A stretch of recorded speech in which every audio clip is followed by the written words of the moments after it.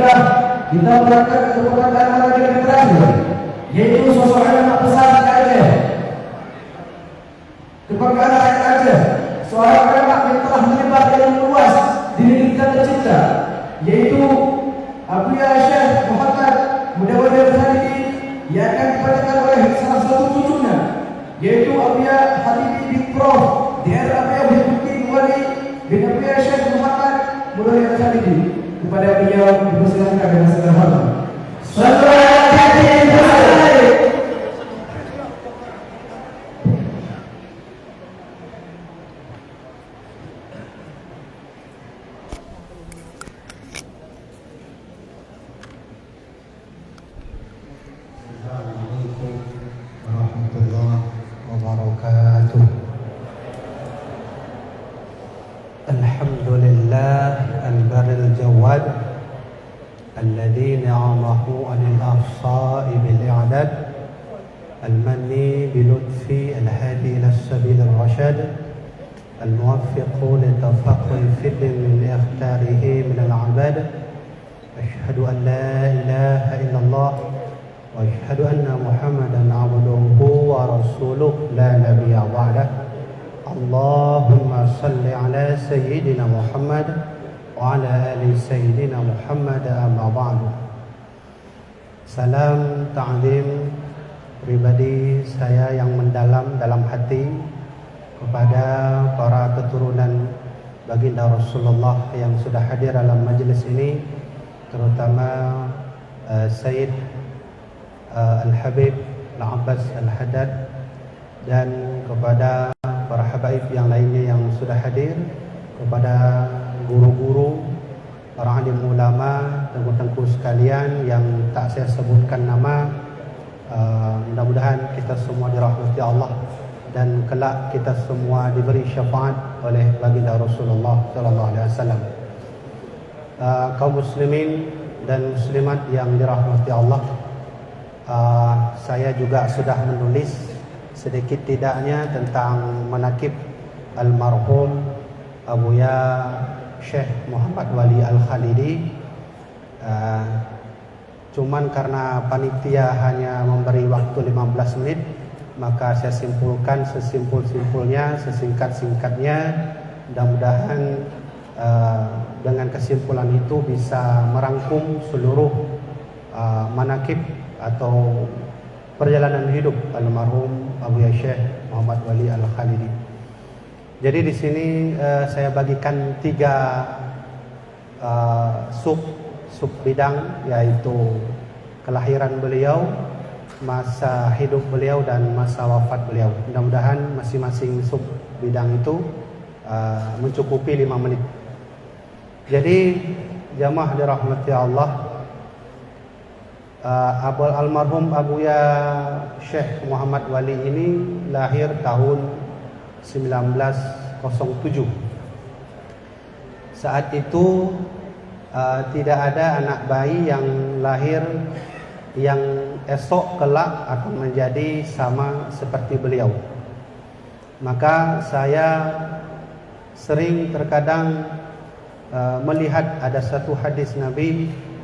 Beliau bersabda, "Innallaha yab'atsu li hadhihi al-ummah 'ala ra'si kulli mi'ati ma yujaddidu laha dinaha."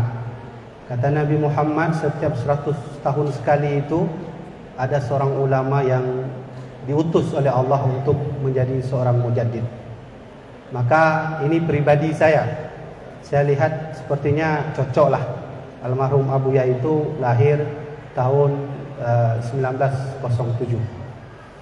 Jadi ada kisah manaqib ini saya kumpulkan dari hasil dialog saya dengan murid-murid Abuya Mudawwali yang sudah tua, termasuk almarhum Abu Tumin Bamlahdi, Abu Musa Jailani, alhamdulillah masih hidup sekarang di Gayo, murid tertua Abuya Mudawwali, umurnya sudah hampir 90 tahun. Kemudian dengan murid-murid yang lainnya, termasuk ayah saya sendiri, almarhum Abuya Syekh Profesor Dr. Muhibbuddin Wali, ya, yang menjadi murid juga dari Sayyid Muhammad Alwi Al-Maliki Al-Hasani. Jadi sebelum Abuya lahir itu Abuya Mudawali dalam perut ibu beliau. Ayah beliau bernama Syekh Muhammad Salim dari Padang. Jadi kami ini keturunan Padang, berdarah Padang. Syekh Muhammad Salim bin Syekh Malin Palito bin Syekh Nan Kuniang dari Padang, sampai nasab darah kami yang masih kami telusuri, entah jelas entah belum, sampai kepada Sayyiduna Utsman bin Affan. Jadi dalam masa Abuya dalam perut ibunda beliau itu, Syekh Muhammad Salim pernah bermimpi melihat bulan. Jadi ada bulan indah, besar, bulat dan penuh dengan cahaya. Kemudian Syekh Muhammad Salim terdengar ada suara yang menyuruh beliau untuk makan bulan itu. Entah bagaimana ceritanya, Syekh Muhammad Salim pun memakan bulan itu tinggal setengah bulannya. Esok malamnya beliau bermimpi lagi dengan kejadian yang sama, melihat bulan tinggal setengah. Maka ada suara yang muncul, lalu disuruh makan lagi bulan itu, dan beliau pun memakannya, habis, tak ada lagi bulan itu. Maka esoknya beliau cerita kepada ayahanda Syekh Abu Adnan Mahmud Bakongan, yang waktu itu tinggal di Blangpidi. Lalu singkat cerita beliau bilang, wahai Salim, kau jagalah anakmu, jangan kau lepas dia kemana-mana, karena biasanya orang kalau melihat bulan saat anak sebelum lahir itu, dia akan menjadi orang yang berpengaruh di negeri ini.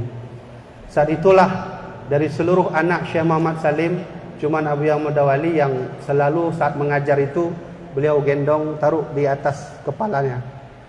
Jadi Abuya Mudawali masih kecil, Syekh Muhammad Salim mengajar kitab itu selalu digendong oleh Syekh Muhammad Salim. Dan alhamdulillah ternyata Allah memberi hidayah bagi kita semua. Akhirnya kita tahu ternyata almarhum Abuya Mudawali kelak menjadi ulama besar, panutan seluruh para alim ulama yang ada di Aceh. Saya rasa mungkin itu singkat tentang kelahiran beliau. Kemudian masa beliau hidup, ada salah seorang ulama Thailand yang mengajar di Mekah dulu sebelum datang Wahabi. Karena hari ini kita lihat Wahabi sudah menguasai Mekah, Madinah. Dulu sebelum ada Wahabi itu namanya Syekh Baba Husin, ulama Thailand. Ada seorang murid beliau bernama Ustadz Jauhari Malaysia. Jadi Ustadz Jauhari mengaji 5 tahun bernama Syekh Baba Husin, menjadi guru di Makkah. Lalu beliau bilang, wahai Jauhari, aku telah izinkan kepadamu untuk boleh pulang ke Malaysia, cuman coba cari di Indonesia ada seorang ulama namanya Syekh Mudo. Jadi Ustaz Jauhari itu tak tahu Syekh Mudo itu siapa nama aslinya, karena Mudo itu kan bahasa Padang muda. Jadi beliau entah bagaimana beliau pergi, karena ikut perintah guru, beliau patuh kepada guru, pergilah sampai beliau entah di atas kapal itu ditangkap karena paspornya hilang dan bermasalah. Alhasil beliau diselamatkan oleh seseorang, lalu sampailah beliau ke Dayah Darussalam Labuan Haji. Terkejutnya Ustaz Jauhari, beliau melihat ternyata Abuya Mudo itu adalah Syekh Muhammad Wali Al-Khalidi, telah lama wafat. Beliau baca Somadiah tahlil jam 3 subuh. Beliau bangun dari makbarah Abuya Mudawali. Beliau masuk ke masjid, ada salah seorang yang masih mengajar pakai surban. Belum habis-habis lagi, belum wallahu alam, masih mengajar sampai jam 3 pagi. Itu muridnya banyak. Nyata beliau tanya, anda siapa? Sayalah anak dari Syekh Mudawali, yaitu Abuya Syekh Muhibbuddin Wali Al-Khalidi. Dari situlah beliau belajar terus sampai beliau menjadi orang alim di Dayah Darussalam Labuan Haji. Jadi saya rasa nama almarhum itu sudah sampai ke kota Mekah dan tentunya sudah banyak orang tahu di daerah Asia Tenggara, Thailand, Patani, Malaysia dan beberapa wilayah lainnya. Kemudian pengaruh almarhum Abuya masa hidup, kita tahu beliau itu dulu adalah salah seorang ulama perwakilan dari Aceh yang diundang oleh Presiden Soekarno untuk menetapkan hukum kestatusan Presiden Soekarno itu sah atau tidak sebagai presiden dalam Islam. Saya baca dalam buku almarhum Abuya saya, Abuya Muhyiddin, bernama buku judulnya Biografi Abuya Mendawali. Alhamdulillah ada kami bawa itu, nanti jika setelah selesai acara mau ambil bukunya ada kami siapkan. Di situ 500 ulama dari seluruh Nusantara hadir di Istana Bogor tahun 1953. Dari Aceh 2 orang, Syekh Muhammad Wali Al-Khalidi dan salah seorang gurunya Syekh Abu Hasan Krungkali. Jadi saat ulama menentukan dalam bidang hukum Islam bahwa Soekarno tidak sah jadi presiden, maka almarhum Abuya Mendawali bangun. Beliau terkenal, beliau mengeluarkan kalimat yang akhirnya kalimat itu menjadi terkenal, yaitu beliau berkata, tafaqahu qabla tusayyidu. Kau fahamilah dulu sebelum engkau bertindak. Saat itulah Abuya membawa 2 kitab, pertama Tuhfatul Muhtaj, yang kedua Bughyatul Mustarsyidin. Intinya beliau ingin bilang Soekarno dalam Islam sah menjadi presiden, cuman dengan syarat bid darurah. Itu pengaruh beliau saat itu diundang oleh Presiden Soekarno. Jadi di foto-foto yang kita lihat di Google ada 2 versi Soekarno dengan Abuya Mendawali sedang berbicara. Saat saya pulang kampung, ibu-ibu, saya tanya ke orang-orang tua dulu. Saya tanya, itu Abuya sedang ngapain? Soekarno itu sedang pegang kopi, Abuya sedang begini, mengangkat tangan begini. Itu ngapain beliau itu? Jadi orang-orang kampung dulu yang sudah umur 80-90 tahun, beliau bilang, ini tanda Abuya mengangkat ini, beliau menolak tawaran presiden untuk menjadi Menteri Agama pertama Indonesia. Beliau hanya menerima 1 hadiah Soekarno, yaitu mesin genset untuk biar ada daerah Darussalam lampunya. Saat itulah satu-satunya pesantren di Aceh Selatan yang punya lampu dengan daya mesin genset. Itulah beliau terima dari Presiden Soekarno. Kemudian pengaruh beliau yang lainnya, kita tahu hari ini Abu Tumim dan Blahdih yang hari ini sudah buat pesantren, alhamdulillah ribuan sudah santrinya. Beliau murid Abuya Mendawali. Saya kalau jumpa dengan Abu Tumim, selalu beliau cerita, beliau masa ngaji dulu bagaimana. Alhamdulillah saya diizinkan Allah bertemu dengan satu-satunya lagi orang yang masih hidup murid Abuya di Aceh ini, Syekh Abuya Musa Jailani di Tanah Gayo Luwes. Jadi saya tanya Abuya dulu, Abuya Mendawali itu paling enggak suka itu apa? Beliau bilang Abuya itu paling tak suka kalau orang ada ilmu tak mau mengajar. Itu enggak suka beliau. Walaupun mengajar alif, ba, ta, ta, jim, ha, kha, ngajar. Jadi amal itulah saya ambil sampai hari ini. Dan kita lihat Abu Aziz Samalanga, murid almarhum Abuya juga, yang alhamdulillah juga sudah buka pesantren, sudah banyak ribuan santri, dan hampir seluruh dayah yang ada di Aceh ini itu berasal dari Abuya Mudawali Al-Khalidi. Terakhir, untuk sub bidang pengaruh beliau, dulu tahun, kalau tak salah saya itu umur 40, tahun 1950 sekian, saya lupa, Abuya bersama istri yang kedua berangkat haji.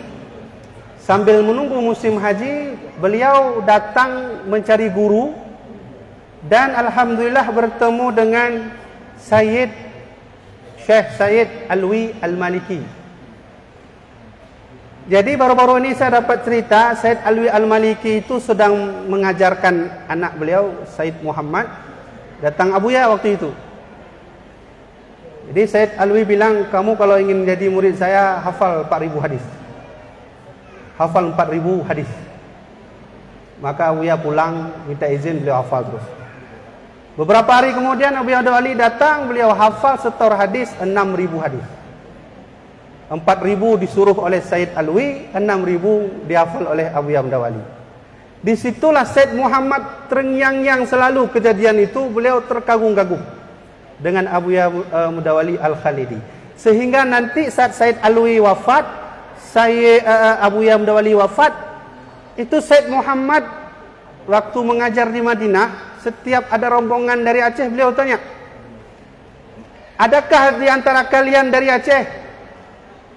Adakah di antara kalian yang di Aceh yang keturunan Syekh Muhammad Wali? Ada. Kebetulan bertemulah dengan anak tertua beliau, Abuya Muhibbuddin Wali. Saat bertemu, ini saya dengar langsung cerita ini langsung dari ayah saya. Beliau cerita sendiri. Saat dulu menjadi bimbingan haji untuk Indonesia. Maka dipeluklah almarhum Abuya Muhibbuddin oleh Abuya Said Muhammad Alwi. Beliau bilang, telah ku ijazahkan seluruh hadisku, tarekatku, ilmuku dari ayahku kepadamu semua. Maka itu wallahi billahi saya dengar langsung cerita itu dari almarhum Abuya saya. Saat itulah beliau menerima, pulang dari sana beliau menerima tarekat-tarekat Naqsyabandiyah, Qadiriyah, Naqsyabandiyah, Syaziliyah. Beliau ada hubungan guru dengan Abah Anom. Abuya Muhibbuddin ada guru tarekat bersambung ke Abah Anom dan seterusnya. Jadi itu pengaruh almarhum Abuya Mudawali kita bersama. Saya rasa singkat sampai di sini, nanti bisa dilihat atau dibaca langsung pada buku almarhum Abuya Mudawali. Terakhir saya sampaikan, sub yang terakhir adalah wafat almarhum Abuya Mudawali. Jadi Abuya Mudawali ini ada satu hal yang tak tercapai cita-citanya. Beliau ingin sekali ngaji di Mesir. Jadi saat itu beliau rencananya beliau waktu naik haji setelah berguru dengan Said Alwi, beliau tak mau pulang, mau ngaji di Mesir aja. Tapi karena istri kedua beliau, Umi Padang, sedang melahirkan, beliau tak tega, beliau pulanglah ke Aceh kembali. Lalu beliau berdoa, ya Allah, jadikanlah salah seorang keturunan saya yang pergi ke Mesir. Dan doa itu dikabulkan, jatuhlah ke almarhum Abuya Muhibbuddin Wali, salah seorang mahasiswa Mesir yang langsung S2 dari Aceh, nggak ada S1. Karena dulu Bustanul Muhaqqiqin daerah Darussalam diakui ijazahnya oleh Mesir. Walau demikian setelahnya ijazahnya sudah dimanipulasi, jadi tak diakui lagi oleh Mesir. Jadi saya mau cerita, waktu Abuya Muhibbuddin minta izin, Abuya Mudawali sedang sakit, tubuhnya panas semua. Beliau waktu itu diberi racun oleh ada satu kelompok, saya tak sebutkan kelompoknya. Diberi racun, lalu beliau muntah. Saat itu beliau mulai sakit-sakitan, seluruh badannya panas. Lalu beliau bilang sama anaknya, wahai Muhibbuddin, kutitipkan 2 pesan kepadamu.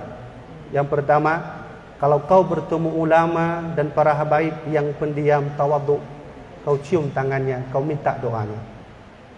Tapi kalau kau lihat ulama yang sombong, kadang-kadang dia sering berdebat, mengajak debat, kau debatilah dia. Itu pesan itu. So, itu dengar langsung dari almarhum Abuya saya. Maka beliau amalkan, beliau ciumlah tangan Habib Ali Kuitang saat berangkat ke Mesir. Abuya Muhibbuddin waktu Jakarta cari Habib, berjumpalah dengan Said Habib Ali Kuitang. Yang kedua, jangan pernah lupakan 3 kitab. Yang pertama, kitab I'anatul Talibin. Itu adalah amal ibadah sempurna untuk kita, kata Abuya Mudawali. Yang kedua, untuk menentram hati, mengontrol hati, jangan lupa bawa kitab Al-Hikam.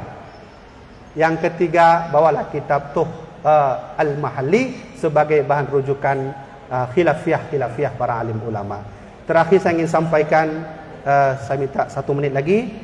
Saat Abuya wafat, semua orang bersaksi waktu itu. Saya simpan ada kalender tahun 1961, tulisan Abu Yunus Al-Manani, murid Abuya, guru Abu Madinah, Abang Leting Abu Tumin dalam tahdid. Beliau menulis di lingkar situ, saat Abuya Mudawali wafat terjadi petir yang sangat besar. Hujan tak ada, panas terik, lalu petir itu terjadi. Kemudian orang-orang saat itu waktu Abuya wafat, lampu mati. Saat lampu mati itulah, apa itu binatang punan, binatang yang melampu-lampunya. Hah? Kunang-kunang ya, benar ya. Itu datang itu. Kunang-kunang itu menirai almarhum Abuya kita. Dan alhamdulillah Abuya sudah berangkat menuju kepada kekasihnya Allah dan Rasulullah, dan tentu beliau meninggalkan ilmunya untuk kita semua. Saya rasa Abuya kami dengan Said Muhammad Alwi, Said Alwi itu tidak pernah terlepas dari keilmuan. Maka saya minta doa dengan Said Abbas, saya minta doa dengan, saya tak tahu ada murid, salah seorang murid Said, saya ingin sekali jumpa dengan Said Ahmad kalau boleh, karena dulu Said Alwi jumpa dengan Abuya Mudawali, Said Muhammad jumpa Abuya Muhyiddin, kalau bisa saya jumpa juga dengan keturunan beliau, insyaallah, mudah-mudahan. Jadi saya rasa mungkin sampai sini saja, jamaah dirahmati Allah, mudah-mudahan bermanfaat. Usikum binafsi bitaqwallah. Wassalamualaikum warahmatullahi wabarakatuh. جزيل شكره ونعمته على كرمنا من توفيقه وإليكم الآن بإذن اللقاء والتوجيهات والإرشادات والتحسينات ألا وهو موعظة حسنة والذي سيقوم به جد katalah cakap Alwi Al-Maliki. Alwi Al-Maliki. Iya, Abang Said Muhammad. Said Muhammad anaknya Said Alwi, Asa Alwi. Ya. Kemudian sanadnya juga kepada Said Ali Al-Maliki. Baru terus Said Bakri Syato. Itu kakek itu Mudawali. Makanya ketika Abah kesana dicari sama Said Muhammad. Ya, Said Muhammad. Ya, karena Said Muhammad ini kan menyaksikan tentang dirosahnya Kiai Mudawali, Syekh Mudawali sama Said Ali. kepada beliau sebagai pimpinan dan sama-sama.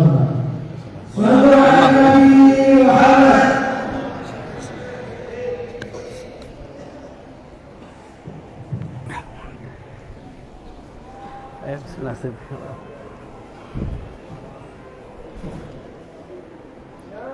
Ya Rasul.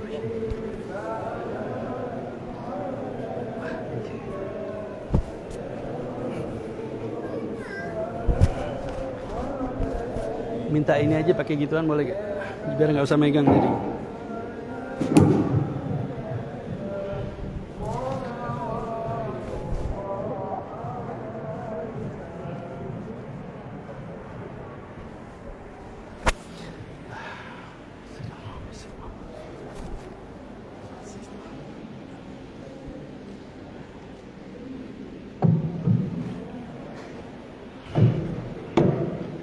Bisa.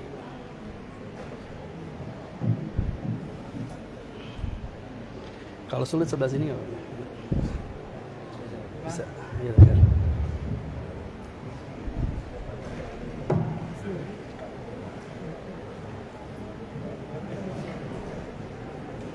Mobil Mubashir hina right. Baik. Motor Mubashir Membaca? live langsung. Oh, lama sih. Sini ya. Bisa. Kalau nggak bisa nggak apa-apa.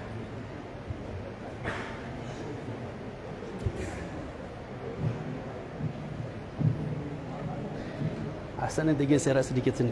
Geser meja ya, Pak.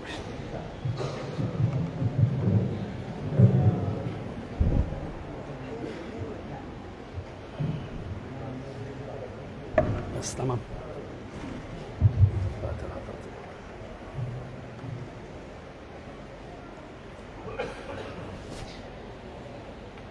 Bismillahirrahmanirrahim. Assalamualaikum warahmatullahi wabarakatuh.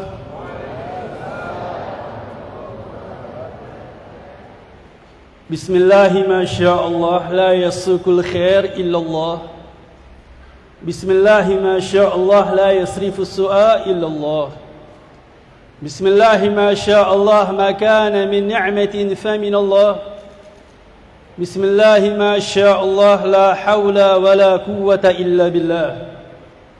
الحمد لله ثم الحمد لله الذي قد أوجد من نوره نورا به عم الهدى سبق العوالم في الوجود بأسرها فالكل منه في الحقيقة مبتدى أعني بذلك نور من ساد الورى وزكت عناصره الشريفة مهتدى المصطفى خير الخلائق من سما على فلك السيادة سؤددا صلى عليه مسلما مولاهما آل له وصحب ما نجم بدا هو رحمة للعالمين ونعمة فاضت على كل البرية بالندى اللهم صل وسلم وبارك وكرم على سيدنا وحبيبنا وشفيعنا وقرة أعيننا محمد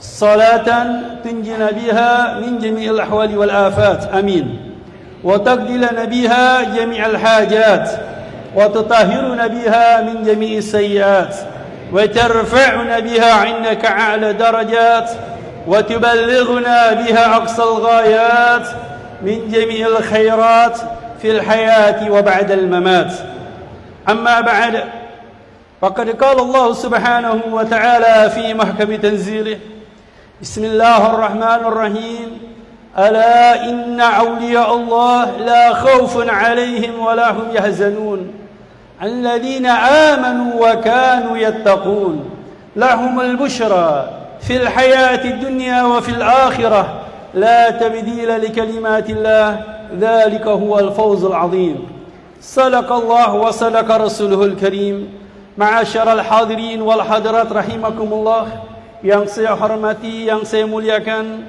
segenap para habaib keluarga baginda besar Muhammad sallallahu alaihi wasallam yang telah hadir bersama kita.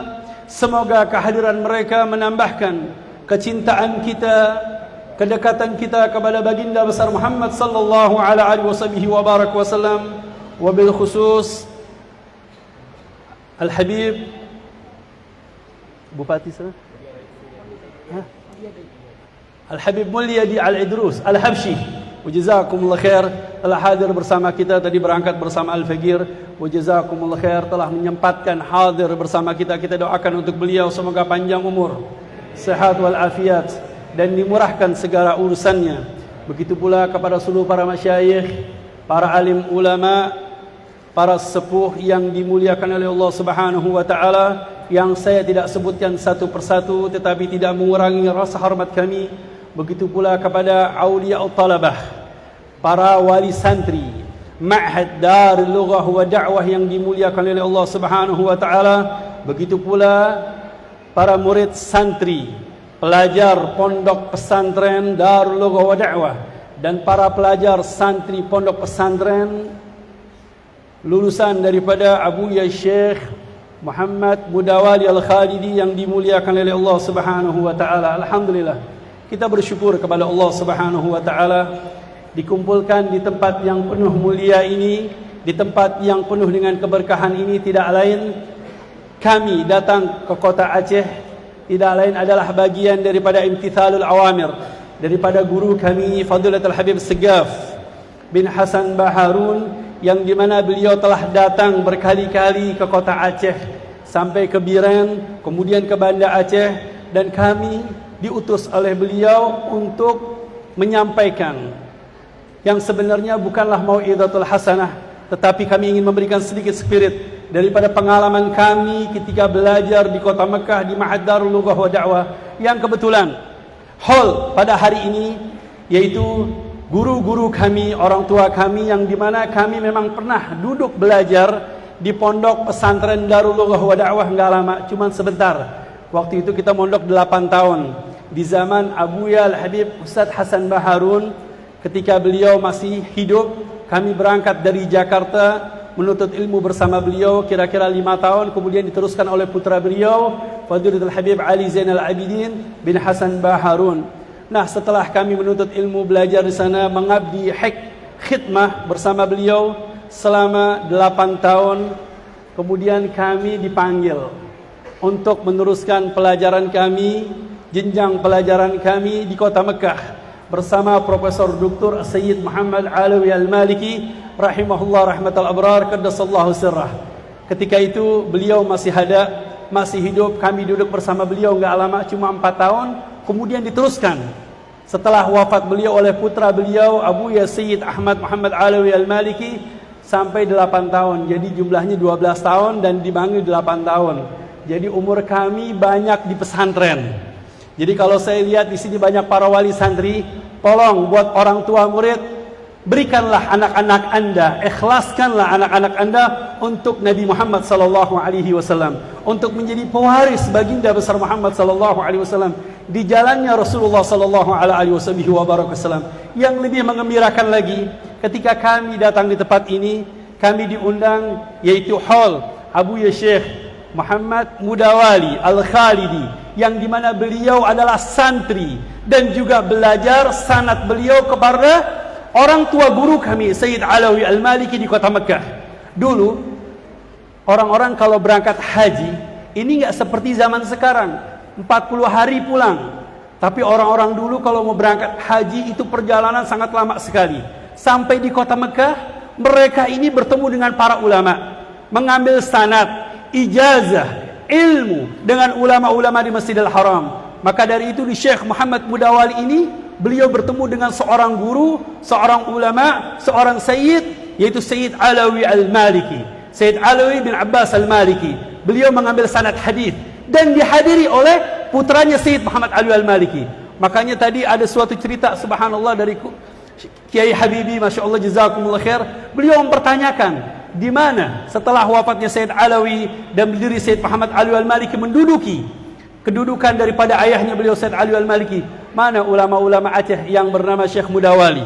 Subhanallah, ditunggu oleh Sayyid Muhammad Alawi Al-Maliki yang ternyata bertemu dengan putra beliau. Subhanallah, ini adalah hubungan yang erat sekali antara Sayyid Muhammad Alawi Al-Maliki dengan Syekh Muhammad Mudawali dan Fadilatul Habib Abu Ya Ustaz Hasan Baharun, yang dimana Habib Ustaz Hasan Baharun ini beliau adalah murid langsung daripada Sayyid Muhammad Alawi Al-Maliki, yang dimana pesantren beliau tahtal isyraf, pimpinan langsung, diperhatikan langsung oleh Sayyid Muhammad Alawi Al-Maliki.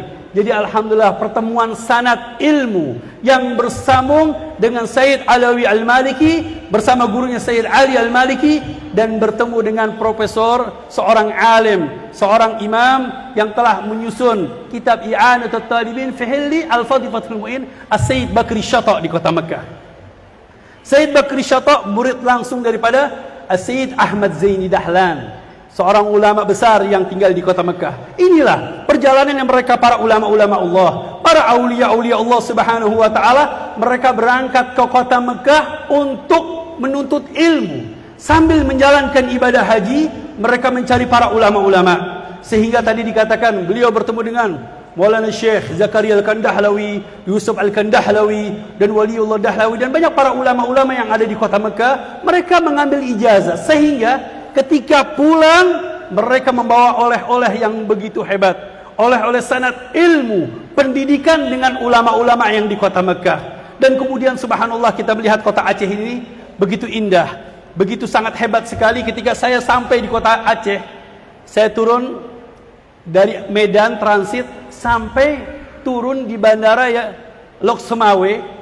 Di situ tertulis Bandara Malikus Saleh. Masya Allah, Malik Saleh, seorang raja yang saleh, seorang raja yang taat kepada Allah Subhanahu wa taala. Saya teringat kalau di situ nama fal isim alal musamma, nama sesuai dengan keadaannya. Benar, dulu di sini ada Sultan Mahmud, Sultan Alauddin Mahmud Syah.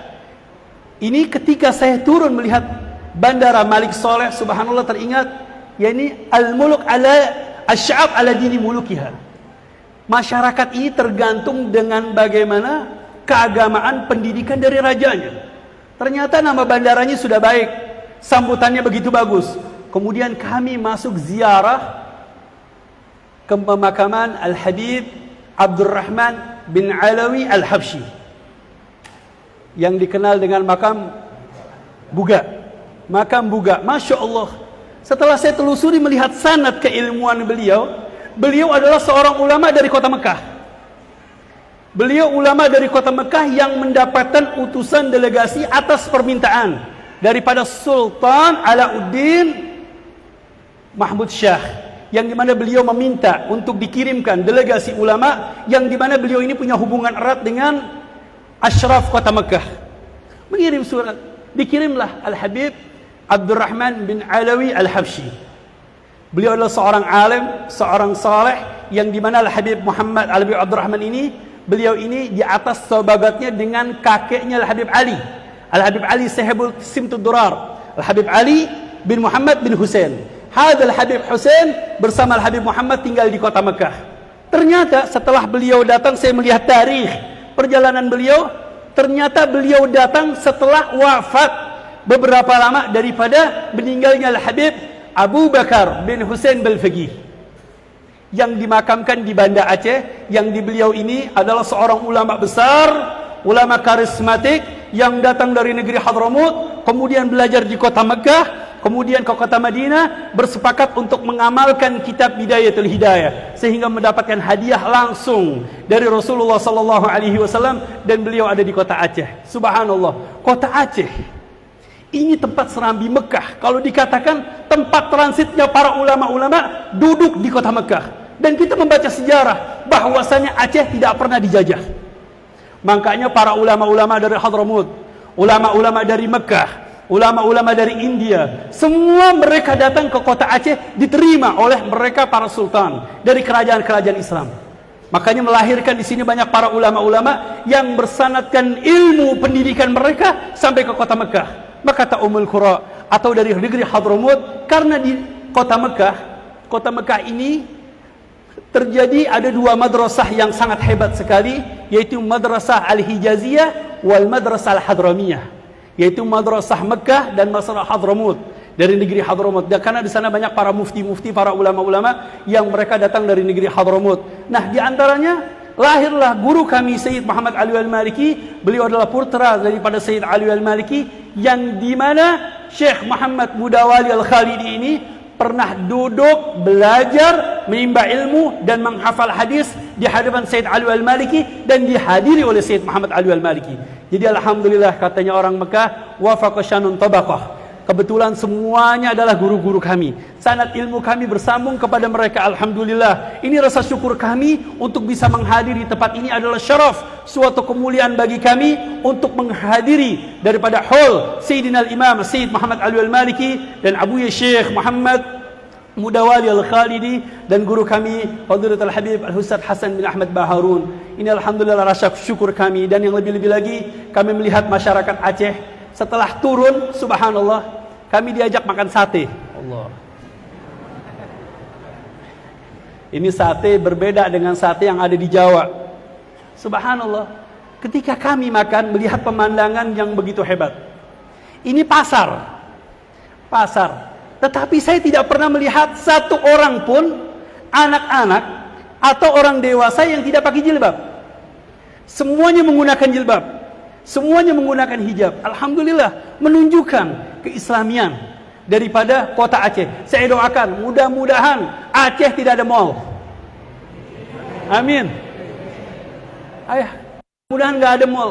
Karena kalau sudah ada mall, subhanallah, maaf Pak Bupati, Wakil Bupati, ini karena untuk menjaga kelestarian, keagamaan anak-anak putra-putri bangsa Aceh, negeri Aceh, yang semoga mereka akan tumbuh menjadi orang-orang yang soleh, orang-orang yang taat kepada Allah Subhanahu wa taala. Yang alhamdulillah kita sudah melihat pemandangan yang begitu indah dari putra-putri Aceh. Lihat tolabah yang mondok di pesantren Darul Lughah wa Da'wah dan para wali santri yang alhamdulillah mereka ikut andil hadir, sehingga tadi disampaikan oleh wali santri, kami bangga bahwasannya mereka dapat mengumpulkan uang 60 juta. Mereka santri, mereka murid. Dari mana mereka mendapatkan uang tersebut? Tidak lain karena himmah, keinginan mereka untuk mengambil keberkahan daripada para ulama-ulama, dari para guru-guru. Inilah mereka, para guru-guru kita, para ulama-ulama kita, yang sanad ilmu kita bersambung kepada mereka. Ini adalah suatu syukur kita kepada Allah Subhanahu wa taala yang bersambung dari guru ke guru, dari ustadz ke ustadz, dari syekh ke syekh, sampai kepada baginda besar Muhammad sallallahu alaihi wasallam. Teringat ketika kami belajar di Darul Lughah wa Da'wah, kami ditinggal wafat oleh orang tua kami, ayah kami, ketika kami umur 15 tahun. Dan kemudian adik-adik saya bawa semua ke pondok pesantren Darul Lugha wa Da'wah untuk belajar. 5 adik saya semuanya belajar di Bangil. Semuanya di Darul Lugha wa Da'wah. Saya sampaikan kepada mereka, Allah warathat Nabi Muhammad sallallahu alaihi wasallam. Perhatikan warisannya Nabi Muhammad. Ingat dengan warisannya Nabi Muhammad. Ambil warisannya Nabi Muhammad sallallahu alaihi wasallam agar Anda termasuk daripada zumratul ulama, dari bagian para ulama-ulamanya Nabi Muhammad. Karena warathat Nabi Muhammad sallallahu alaihi wasallam ini bisa didapatkan oleh siapapun. Oleh siapapun, anak siapapun bisa mengambil dan mengambil metik daripada warisannya Nabi Muhammad sallallahu alaihi wasallam. Tetapi dengan syarat, dengan belajar, dengan menuntut ilmu, dengan pendidikan, dengan dengan lamanya belajarnya anak tersebut, sehingga untuk mendapatkan keberkahan dari pelajaran tersebut. Yang kami ingin simpulkan bahwasannya untuk orang tua murid, bahwasannya ikhlaskanlah anak-anak antum untuk menjadi seorang pelajar, jadi seorang santri yang akan menjadi penerusnya baginda besar Muhammad sallallahu alaihi wasallam. Biasanya orang tua murid ini anaknya senang belajar di pondok, anaknya senang menuntut ilmu, orang tuanya yang pusing, anak saya kapan pulangnya. Kemudian yang lebih-lebih lagi, kadang-kadang orang tua murid suka demo. Ini kenapa anak saya kok pulang dari pesantren kurus? Karena makannya cuma tempe katanya. Lihat, dari tempe bisa menjadi seorang ulama besar, jadi seorang yang alim, seorang yang hafidhul Quran. Lihat keberkahan ada di pondok pesantren. Nah, di sini kami bisa menyimpulkan bagaimana para ulama-ulama Allah Subhanahu wa taala, ternyata mereka para ulama-ulama Allah, mereka juga adalah para aulia-aulia Allah. Ini yang kita hauli mereka, saya menyaksikan mereka. Dan saya juga bisa menyaksikan bagaimana metode pendidikan dari beliau Syekh Muhammad Mudawali, seorang pendidik, seorang ustadz, seorang syekh, sampai dikatakan beliau menjadi bapak pendidikan. Guru, syekh. Ternyata mereka ini semuanya mengambil metode yang langsung pendidikannya dari Nabi Muhammad sallallahu alaihi wasallam. Bagaimana pendidikannya Nabi Muhammad? Allah Subhanahu wa taala menyatakan di dalam ayat suci Al-Qur'an yang dimana mereka para sahabat Nabi Muhammad melihat langsung dengan Nabi Muhammad, memandang langsung Nabi Muhammad, melihat mereka menyaksikan sabdanya Nabi Muhammad, perbuatan Nabi Muhammad, keputusan Nabi Muhammad, akhlak dan budi pekertinya Nabi Muhammad. Sehingga orang-orang yang hidup di zaman Nabi Muhammad disampaikan di dalam ayat suci Al-Quran, laqad kana lakum fi Rasulillahi uswatun hasanah. Telah ada pada diri Nabi Muhammad SAW suri tauladan. Ini yang diserap oleh mereka para sahabat Nabi Muhammad, memandang Nabi Muhammad SAW. Sehingga lahirlah dari madrasahnya Rasulullah sallallahu alaihi wasallam mereka para sahabat-sahabat Nabi yang berpencar ke seluruh penjuru dunia, sehingga mereka menjadi seorang pendidik, menjadi ulama-ulama Allah Subhanahu wa taala di seluruh penjuru dunia, dan sehingga menjadi seorang pelajar. Banyak pelajar-pelajar yang belajar dengan para sahabat Nabi Muhammad, ternyata mereka bukan dari golongan bangsawan, mereka bukan dari golongan para orang-orang besar, dari keturunan orang-orang mulia, bahkan dari golongan mawali, mereka para budak. Di antaranya Imam Al-Mujahid. Ada seorang imam yang bernama Imam Al-Mujahid. Diceritakan seorang khalifah Harun Ar-Rasyid punya anak namanya Amin wal Ma'mun. Diutus Amin wal Ma'mun untuk berangkat ke kota Mekah, belajar menuntut ilmu dengan Al-Imam Al-Mujahid. Berangkat ke kota Mekah. Sampai di kota Mekah melihat Al-Imam Al-Mujahid, orangnya hitam, kemudian enggak tinggi, biasa-biasa aja. Karena beliau adalah seorang budak yang dibebaskan oleh gurunya Sayyidina Abdullah bin Abbas. Setiap riwayat yang ada pada Sayyidina Abdullah bin Abbas dan Sayyidina Abdullah bin Umar melalui Imam Al-Mujahid. Kalau kita baca Al-Bukhari, kitab Sahih Imam Al-Bukhari, tidak ada sanad melalui Sayyidina Abdullah bin Abbas kecuali melalui Imam Al-Mujahid. Al-Imam Al-Mujahid, Imam Al-Mujahid. Sehingga Amin wal Ma'mun melihat, kirim surat sama ayahnya, Abah nggak salah pilih buat guru buat saya. Kemudian ayahnya mengatakan, hada huwal imam, tilmid daripada Sayyidina Abdullah bin Abbas dan Sayyidina Abdullah bin Umar dan banyak para sahabat yang lainnya. Sehingga beliau belajar mengabdi menuntut ilmu dengan Sayyidina Al-Imam Al-Mujahid. Subhanallah. Ternyata Allah bisa mengemas siapapun untuk menjadi seorang ulama Allah, menjadi penerusnya baginda besar Muhammad sallallahu alaihi wasallam. Nah, ini mereka para ulama-ulama Allah Subhanahu wa taala yang dimana mereka ini menjalankan tugas mereka menjadi seorang pendidik. Ulama banyak. Ulama banyak, orang alim banyak, para aulia banyak. Tetapi seorang alim, seorang wali yang dimana beliau adalah seorang pendidik, ini adalah seorang yang luar biasa. Karena Nabi Muhammad adalah seorang pendidik daripada yang telah mendidik para sahabat Nabi Muhammad. Ini warisan pendidikan yang begitu hebat ada pada ulama-ulama Allah Subhanahu wa taala. Sehingga mereka ini yang saya bisa dapat simpulkan, mereka ini punya metode-metode.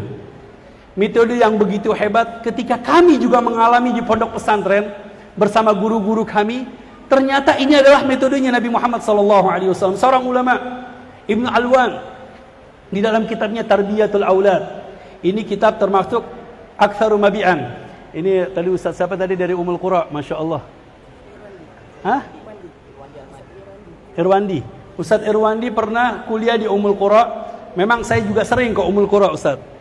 Ke Ummul Qura untuk apa? Melihat pertunjukan, melihat daripada ma'rid. Yaitu di situ banyak jual buku, pameran kitab. Dan di situ ada kitab yang paling banyak terjual di antaranya Tarbiyatul Aulad, Ibnul Alwan. Nah, di sini saya bisa menyimpulkan bahwasannya para ulama-ulama Allah, para pendidik-pendidik ini mereka tidak keluar dari 5 hal. Ini saya saksikan Al-Habib Hasan Baharun, Syed Muhammad Ali Al-Maliki, begitu juga Syekh Muhammad Mudawali, beliau tidak jauh dari 5 hal. Yang pertama, At-tarbiyah bil gudwah, yaitu pendidikan dengan menjadikan panutan. Kami ketika belajar, yang kami jadikan panutan siapa? Guru kami, orang tua kami, syekh kami, ustadz kami. Bagaimana gerak-gerik mereka, bagaimana kehidupannya mereka, bagaimana pendidikannya mereka, bagaimana akhlak dan budi pekertinya mereka. Ini kami telusuri, kami ikuti. Al-Fadilatul Habib Al-Ustadz Hasan Baharun, bagaimana akhlaknya mereka, budi pekertinya beliau, ini kita ikuti. Karena al-gudwah adalah pendidikan yang paling utama bagi seorang murid.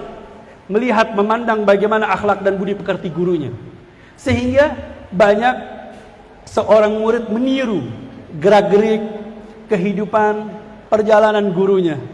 Karena pendidikan bil gudwah ini adalah pendidikan yang paling terbaik yang diserap oleh seorang murid karena dia melihat langsung.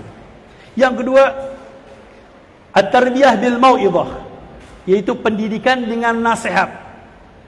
Alhamdulillah Pondok Pesantren Darul Ulum Dakwah diajarkan bagaimana untuk menasihati, bagaimana untuk berceramah, kemudian dilatih untuk menjadi seorang pendidik yang bagaimana dia bisa menasihati orang lain. Masya Allah, jazakumullah khair anak-anak Darul Ulum Dakwah. Tadi sampai tadi subhanallah, pembawa acara dengan sajaknya, dengan adanya, pembawaan yang begitu baik, yang begitu bagus. Ini adalah mau'izatul hasanah. Yang ketiga, yaitu at-tarbiyah bil mulahadhah, dengan melihat. Guru kami itu biasanya kalau mendidik murid-murid cukup dengan pandangan mata, dengan lirikan mata. Ternyata kami memandang guru aja sudah barakah. Memandang guru sudah barakah. Makanya di situ di dalam ayat suci Al-Quran, ala inna awliya Allah la khawfun alaihim walahum yahzanun. Ketahuilah mereka para awliya Allah Subhanahu wa taala ini, mereka tidak pernah kenal sedih dan tidak pernah kenal takut. Terus bagaimana sifatnya mereka para awliya Allah Subhanahu wa taala? Alladzina amanu wa kanu yattaqun. Di sini Allah Subhanahu wa taala mentafsirkan Al-Quran bil Quran. Mentafsirkan Al-Quran bil Quran, yaitu tafsir bil ma'thur. Maka di dalam ilmu tafsir nanti ada tafsir Al-Quran ditafsirkan dengan Al-Quran. Al-Quran ditafsirkan dengan hadis Rasulullah SAW, namanya tafsir bil ma'thur. Ada lagi tafsir bil ra'yi, ada lagi tafsir al-ahkam, kemudian ada tafsir al-isyari. Ini ternyata Al-Quran ditafsirkan oleh Allah Subhanahu wa taala. Bagaimana sifatnya mereka? Para aulia Allah Subhanahu wa taala, alladzina amanu wa kanu yattaqun. Mereka adalah orang-orang yang beriman dan bertakwa kepada Allah Subhanahu wa taala. Takwa yang bagaimana? Mereka adalah orang-orang yang istiqamah, orang-orang yang istiqomah di dalam ibadah, di dalam pendidikan, di dalam pelajaran, di dalam mendidik murid-muridnya. Istiqomah. Sehingga para sahabat Nabi Muhammad ketika turun ayat suci Al-Quran ini, mereka cemburu. Siapa sih mereka? Kok para aulia-aulia Allah dari umat Nabi Muhammad? Siapa mereka? Di masa yang akan datang ada wali-wali Allah Subhanahu wa taala. Tanya sama Nabi Muhammad sallallahu alaihi wasallam, siapa mereka? Rasulullah menjawab, daripada tafsir ayat ini, beliau mengatakan humul ladzina idza ru'u dzukirullah. Mereka ini kalau dipandang, dilihat, kita langsung ingat kepada Allah Subhanahu wa taala. Makanya kami kaget ketika sampai pertama kali bertemu Sayyid Muhammad Alwi Al-Maliki. Beliau besar, wajahnya tampan, ganteng, kemudian putih, bersih, dermawan, baik hati, pemberani, karangan kitabnya, bukunya, tulisannya, Masya Allah, tabarakallah. Itu kami tidak mengejamkan mata kami memandang beliau. Sampai saya pernah pertama kali ngucek-ngucek mata, ini saya mimpian enggak ini? Melihat, memandang beliau. Sehingga beliau memanggil kami, ta'al ya waladi. Kemudian kami disuruh mijitin beliau. Mulai dari itu kami tidak pernah lepas bersama beliau. Kami ikut mengabdi, mengambil keberkahan daripada beliau Sayyid Muhammad Alwi Al-Maliki. Ini kami akan bercerita sedikit untuk para talabatul ilm, para santri, tentang proses belajar mengajar mereka, para ulama-ulama Allah Subhanahu wa taala. Jadi mereka ini para aulia-aulia Allah. Kalau kita melihat, memandang mereka aja sudah langsung ingat kepada Allah Subhanahu wa taala, karena hatinya mereka bersambung dengan Allah Subhanahu wa taala. Al-Imam Asy-Sya'rani di dalam kitab Anwarul Qudsiyah fi Adabi Sufiyah, saya menelusuri bagaimana adab-adab seorang murid terhadap guru. Ternyata guru, syekh, ustadz, al-murabbi al-haqiqi, mereka ini punya wirasahnya Nabi Muhammad sallallahu alaihi wasallam, yang mereka ini bisa menyerap daripada warisan Nabi Muhammad. Beliau mengatakan, "Amma ta'rifus sulahfa?" Apakah Anda tidak pernah melihat bagaimana kura-kura? Kalau antum pergi ke laut, lihat kura-kura. Itu kura-kura ketika lahir sama orang tuanya tidak pernah diajarkan untuk berenang. Dan tidak pernah digiring. Dan tidak pernah digandeng. Bagaimana kura-kura mendidik anak tersebut? Yaitu cukup dengan lirikan mata. Dengan kedipan mata. Awas, gak boleh begitu. Gak boleh lari ke sana. Gak boleh ke sana. Ternyata setelah kami pelajari, kura-kura memang lambat, tetapi kura-kura memiliki kekuatan di dalam perjalanan bisa menyeberangi samudra, bahkan melebihi daripada ikan paus. Lihat kura-kura. Pendidikan beliau bagaimana? Mereka para kura-kura ini dengan lirikan mata oleh orang tuanya. Terus bagaimana? Al-insan, manusia, kita seorang murid dididik oleh seorang wali-wali Allah Subhanahu wa taala, seorang ulama-ulama Allah Subhanahu wa taala. Mereka akan menjadi orang-orang yang bermanfaat, menjadi penerusnya Nabi Muhammad sallallahu alaihi wasallam. Ini yang dikatakan oleh Imam Asy-Sya'rani. Makanya kami selalu ingin dekat kepada para guru, ingin selalu dekat dengan para masyayikh, ingin selalu dekat kepada para ulama-ulama Allah Subhanahu wa taala, karena hatinya mereka bersambung dengan Allah Subhanahu wa taala. Makanya pernah suatu saat di antara seorang murid, persyaratan seorang murid dengan seorang guru yaitu al-mulazamah. Duduk bersama guru. Mulazamah, di mana setiap ada guru ada seorang murid. Kami ketika di kota Mekah, kami tinggal bersama beliau 4 tahun dan kemudian 8 tahun bersama putranya beliau. Apa yang kami lakukan ketika bersama beliau? Kami sholat berjamaah bersama beliau, khamsah salawat. Mulai dari subuh, duhur, asar, maghrib, isya, itu sholat berjamaah sama beliau. Dan kita diperhatikan mana murid-murid yang tidak sholat berjamaah. Diperhatikan oleh beliau. Kemudian jam 2:30 kami sudah berdiri di rumahnya beliau, di pintu kamarnya beliau. Ngapain? Kadang-kadang kami tidur bersama beliau, mijitin beliau. Beliau tidur, kita nggak tidur. Sampai beliau bangun, kita antarkan ke kamar mandi. Keluar dari kamar mandi, handuknya beliau sudah siap, pakaiannya beliau sudah siap. Yang nyuci bajunya kami, yang mengeriskan bajunya kami, yang megangin kacanya untuk pakai imamah kami, yang bersihkan rumahnya kami, yang nyapu kami, membersihkan perpustakaan beliau kami, menulis daripada manuskripnya beliau kami juga. Semua murid aktif di dalam khidmah mengabdi kepada guru. Sampai kami ikut juga andil memegangi sendal beliau, menoto sendalnya beliau. Kemudian bukan itu saja, setiap hari kami membersihkan kamar mandi beliau. Kamar mandi, mungkin kalau ada santri-santri murid, nanti orang tua murid jangan kaget. Kalau murid-muridnya nanti disuruh bersihkan kamar mandi. Kalau di Dalwa, kamar mandinya banyak, mungkin setiap anak santri kebagian satu bersihkan kamar mandi. Kami setiap minggu, setiap seminggu, itu 2 kali membersihkan kamar mandi. Kamar mandi santri dan kamar mandi para tamu. Nggak banyak, setiap minggu membersihkan 20 kamar mandi. 20 kamar mandi, belum kamar mandi guru kami. Kita bersihkan, sampai kloset-klosetnya, maaf, yang kuning-kuning kita bersihin. Sungkan? Oh tidak. Untuk mengambil keberkahan dari guru. Sehingga kita mendapatkan doa dari mereka. Ini yang dinamakan dengan al-khidmah. Al-barakah fil khidmah. Keberkahan ada pada khidmah. Pernah pada suatu saat, Al-Imam Sayyidina Al-Habib Umar bin Abdurrahman Al-Attas. Beliau ini seorang ulama besar yang telah menyusun kitab Ratib Al-Attas. Al-Habib Umar bin Abdurrahman Al-Attas. Beliau ini punya murid yang bernama Syekh Ali Baras. Syekh Ali Baras ini, beliau adalah pengembala kambing yang diambil oleh Habib Umar untuk menjadi bekerja bersama beliau. Khidmah, mengabdi, pembantu. Tiap hari mijitin Habib. Tiap hari bersihkan kamar mandi. Tiap hari mengisi kulahnya Habib Umar. Kemudian mengisi kulahnya murid-muridnya Habib Umar. Dan pernah pada suatu saat dengan keyakinannya beliau terhadap guru, terhadap Al-Habib Umar, ketika duduk di hadapan murid-muridnya, datang Nabiullah Khidir. Masya Allah. Nabiullah Khidir datang kepada Habib Umar. Diduduki di sebelahnya Habib Umar. Kemudian Habib Umar berbicara dengan beliau, dihormati Nabiullah Khidir. Murid-muridnya nggak ada yang tahu kalau ini Nabiullah Khidir, hanya Habib Umar yang tahu. Kemudian setelah Nabiullah Khidir keluar, murid-muridnya tanya, ya Habib, siapa beliau? Kok engkau hormati, engkau muliakan? Kata Habib Umar, beliau adalah Nabiullah Khidir. Ternyata murid-muridnya di depan semuanya pada lari ngejar Nabiullah Khidir. Syekh Ali Baras lagi ngapain? Lagi mijitin Habib Umar.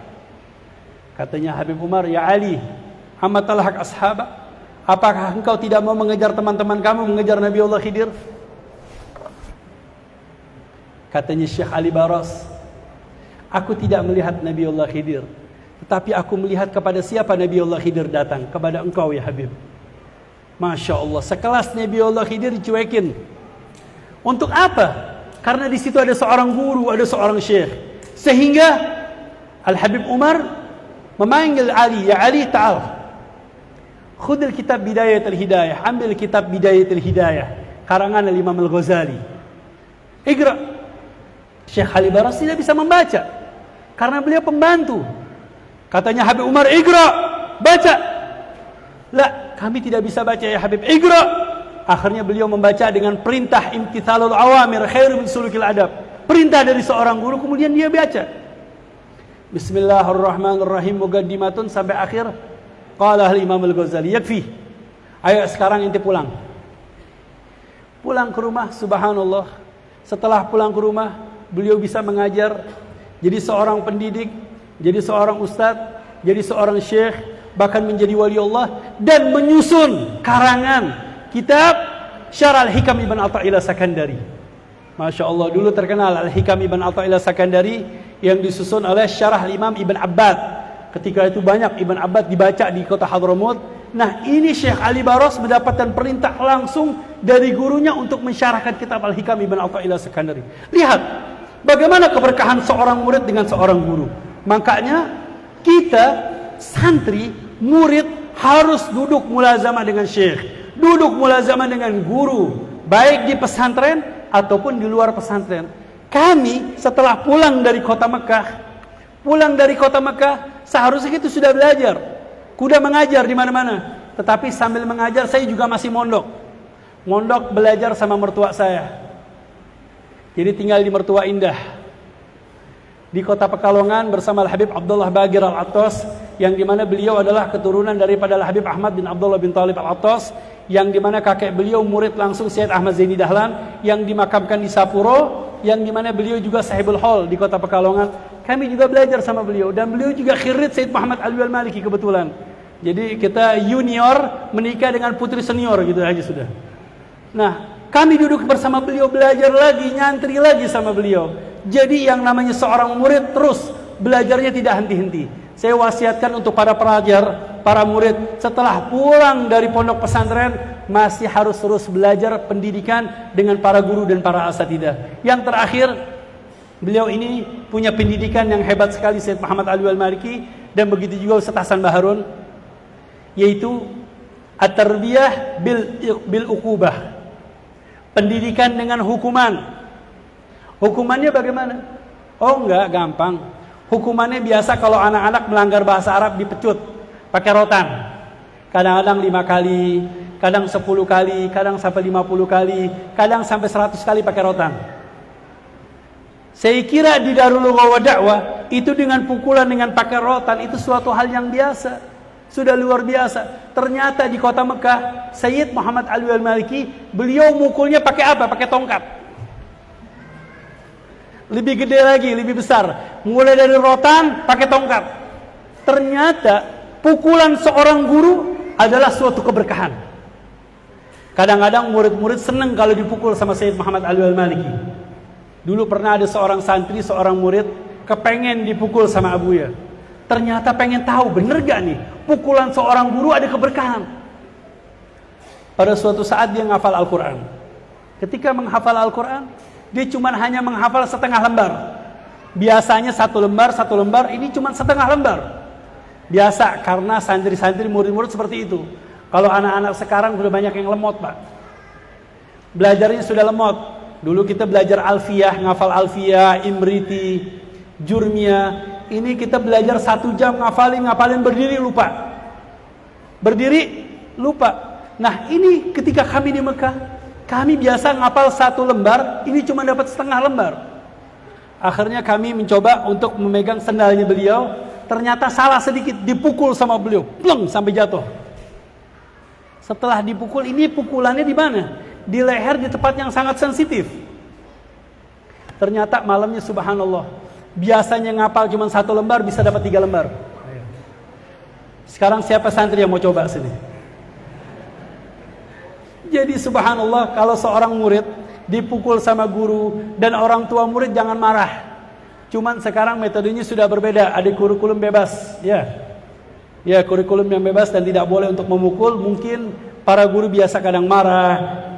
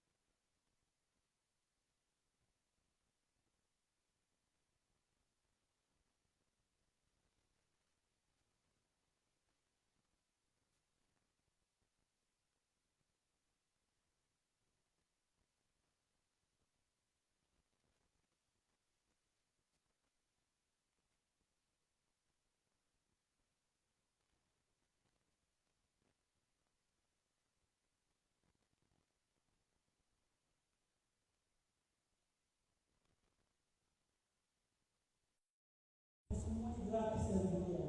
Subhanallah, setelah pulang dibekali segala-galanya dibekali oleh beliau. Subhanallah, ada guru seorang syekh, seorang ustaz Fahim Al-Qindari, dia cinta dengan murid-muridnya, cinta dengan santri-santrinya. Makanya kalau orang tua murid nanti, kalau anak anda dilarang pulang sama guru, jangan dipaksa, biarkan anak anda ikhlaskan untuk guru anda. Biasanya kadang-kadang santri itu kalau mau pulang izin 1 kali, izin 2 kali, izin 3 kali, sampai 7 kali dan izin. Karena guru sayang kepada muridnya. Jadi kalau buat para wali santri nanti, kalau anaknya nggak dikasih pulang, biarin. Ini cuma anaknya mau gak? Siap gak? Kadang-kadang anaknya siap, orang tuanya nggak siap. Kangen dengan anaknya, biar cepat-cepat pulang. Apalagi kalau anak sudah dewasa, kapan anak saya berkawin? Jangan takut, khusus untuk santri putri. Anda menjadi mutiara-mutiara Rasulullah SAW. Orang yang cerdas akan menjadi mutiara yang bersifat. Mutiara yang bagaimana? Biasa itu mutiara ditaruh di mana? Ditaruh di dalam kotak, kemudian dikunci, kemudian ditaruh di dalam lemari, ditaruh di laci dan kunci dalam laci di dalam kunci. Itu ada di mana? Di pesantren. Mutiara bersifat ada di pondok pesantren. Bukan di luar. Kalau di luar batu kecil, murah. Tapi kalau mutiara ada di pondok pesantren. Makanya dikatakan oleh Guru Hani, Allah dan anak-anak santri ketika belajar di pondok pesantren mereka menjadi emas. Ketika keluar menjadi jawahir, mutiara Allah Subhanahu wa taala. Karena bermanfaat. Di mana